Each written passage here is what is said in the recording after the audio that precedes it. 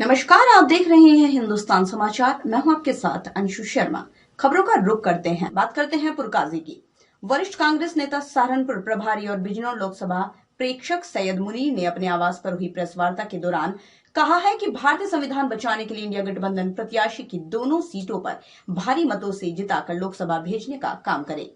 सभी मतदाता निर्भीक होकर अपने अधिकार का प्रयोग करें। सत्ता में बैठी भाजपा सरकार किसान मजदूर विरोधी है, जिसकी कथनी और करनी में अंतर है। उन्होंने कहा, जिस देश के अन्नदाता सड़कों पर हैं, ये सरकार सुनने की बजाय किसानों पर लाठीचार्ज, गोली चलवा किसानों का अपमान कर रही है। युवा बेरोजगारी से परेशान है। सैयद मुनीर ने सत्ता पर आसीन भाजपा सरकार पर बरसते हुए कहा कि आज भाजपा शासनकाल में देश का गरीब किसान, युवा और मजदूर अत्यंत दुखी और परेशान है, जिससे विवश होकर अपने हक के लिए सड़कों पर उतरना पड़ रहा है। लेकिन सरकार उनकी गुहार सुनने के बजाय निहत्थे किसान, मजदूर, युवाओं पर लाठियां बरसा रही है।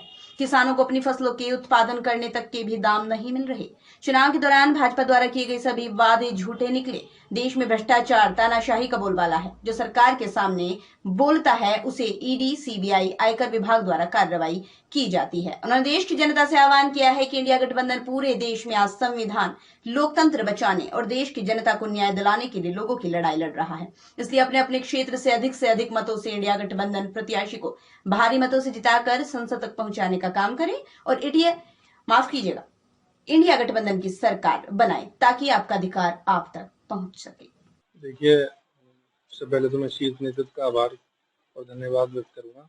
और श्री इमरान प्रताप टी जो एमपी राज्यसभा है और हमारे शाकिर अली साहब हैं और नेशनल कोऑर्डिनेटर हैं और प्रभारी हैं उत्तर प्रदेश के, उनका मैं तहे दिल से और अपने शीर्ष नेतृत्व का आभार व्यक्त करता हूँ कि जिस तरह की जिम्मेदारी आज उन्होंने मुझे बिजनौर लोकसभा में बनाकर ऑब्जर्वर भेजा है, तो तहे दिल से शुक्रिया अदा करता हूँ। और पूर्व में जैसे सहारनपुर का मुझे प्रभारी बनाया था, उसके लिए भी डबल मुझे जिम्मेदारी दी गई। इसके लिए मैं उन सबका शुक्रिया अदा करता हूँ अपनी शीर्ष नेतृत्व का। और मैं कहना चाहता हूँ कि जो ये चुनाव है, ये चुनाव कोई मामूली चुनाव नहीं है। ये चुनाव जो है लोकतंत्र को बचाने का चुनाव है और संविधान को बचाने का चुनाव है। तो इसी तरह से ये महागठबंधन, इंडिया गठबंधन जो हुआ है, ये इसी तरह से अपनी लोकतंत्र को बचाने की लड़ाई लड़ रहा है। लोकतंत्र को जो किस तरह बचाया जाए, ऐसी ताकतों के साथ जो फिरका परस्त ताकतें हैं, जो धर्म की राजनीति करते हैं, जाति की राजनीति करते हैं, ठीक है, वो जो रोजगार की बात नहीं करते, लोगों की जो हमारे युवा बेरोजगार हैं उनकी बात नहीं करती, महंगाई की बात नहीं करते, वो सब बातें धर्म और राजनीति की, जाति की बात करते हैं। इसलिए ये गठबंधन बना कि मिलकर चुनाव लड़कर भाजपा की सरकार को, जो झूठी सरकार है, जुमलों की सरकार है, 2 करोड़ रोजगार देने का वादा किया हर साल, अच्छा, और 15-15 लाख रुपए का रोजगार का वो मोदी की गारंटी की बात कर रहे हैं आज। वो उन गारंटी का क्या हुआ, मैं उनसे पूछना चाहता हूँ कि जो 2 लाख, वो 2 करोड़ रोजगार वो देना चाहते थे और 15-15 लाख अकाउंट में आएंगे, बाद में उनसे पूछा तो वो कहते हैं कि ये जुमला होता है ये। तो आप देखिए गारंटी उनकी कैसी है। और जो इंडिया गठबंधन जो गारंटी दे रहा है, जो कांग्रेस पार्टी जो गारंटी दे रही है, युवाओं के लिए श्रमिक न्याय है, युवा न्याय है, किसान न्याय है, एमएसपी की गारंटी सरकार दे रही। किसान की बात नहीं करना चाहती आज भाजपा सरकार। किसान से मिलने का टाइम नहीं है भाजपा सरकार पे। आप देखिए, वो जितने भी बाहर देशों में जाएंगे सब जगह फिरेंगे, मगर अपने किसान से आप मिल नहीं सकते, जो हमारा अन्नदाता है, जो आपको आपके घर गेहूं जिसकी वजह से आप रोटी खाते हो, अनाज खाते हो, उसकी वजह से आप उसकी बात सुनने को आज तैयार नहीं है। वो सड़कों पर है, उसके लिए आप लाठी चला रहे हो, उसके लिए आप जो है गोलियां चला रहे हो। अभी भी पीछे आपने देखा कि किस तरह से जो है किसान की मौत हो गई गोली लग के। तो ये सब आप देख रहे हो। इस तरह की बात ये है, इंडिया गठबंधन बहुत ही मजबूती से चुनाव लड़ेगा और सब मिलकर एक साथ हैं। लोकतंत्र बचाने की ये लड़ाई है और जैसी मुझे जिम्मेदारी दी गई, मैं इसको अपनी पूरी ईमानदारी से, पूरी तन मन धन से इस जिम्मेदारी को मैं निभाऊंगा और पूरी बिजनौर लोकसभा में कोशिश करूंगा कि इंडिया गठबंधन का प्रत्याशी यहाँ से हम लोकसभा भेजने का काम करें और इंडिया गठबंधन की सरकार बनाने का 2024 में काम करें। देखिए, मुकाबला तो जो है सिर्फ एनडीए वर्सेस इंडिया है। और जो देश को बचाना चाहते हैं, देश के लोकतंत्र को बचाना चाहते हैं और जो देश के संविधान को बचाना चाहते हैं, वो सिर्फ इंडिया गठबंधन के साथ।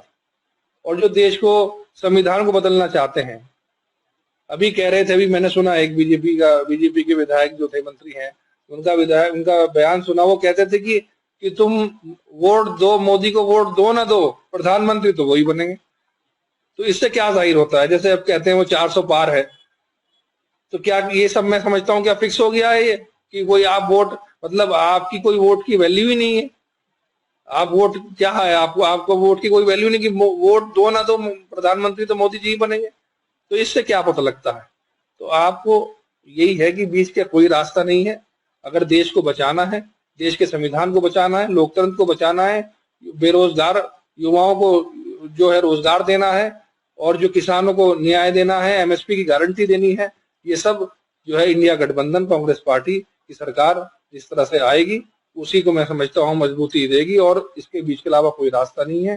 कोई आप समझिएगा कि कोई बसपा जो है बीच का रास्ता करते हैं कि बसपा जो है आ रही है मजबूती से चुनाव लड़ेगी। मैं समझता हूँ वो खुद जो है सरकार की एक बी टीम की तरह काम करती है।